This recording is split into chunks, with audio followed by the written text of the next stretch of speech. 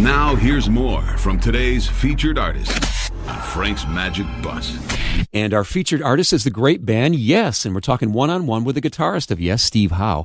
Van Morrison has said back in the day that he never listened to what was going on in pop music while he was cranking out his pop hits in the early 1970s. He didn't know what other people were sounding like and what they were doing.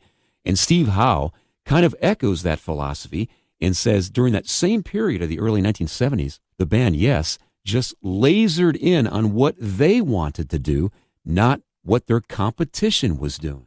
I mean, we were busy guys, but I think there was some integrity, and there was also some honor that we had to each other, where that we were fighting a kind of musical battle together, where we wanted to change the way people thought about music. We weren't listening. We weren't going home listening to the new ELP album or the new Genesis album. We didn't even want to be affected by them because we never wanted to sound like anybody else.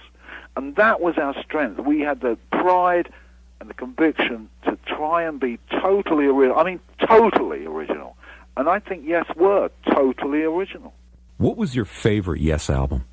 Well, if it's got to be a total album, then it's got to be Close to the Edge, because that is the most complete concept record we made. And also, concepts are very much what Yes was about, you know. And I think although, you know, Yes album Fragile were fabulous, I think Close to the Edge had that stamp on it because it had the big piece. And I think all three songs, there's only three, all three songs are dynamically original. And the originality and the perfectionism that Eddie offered, the co-producer and engineer, helped us do.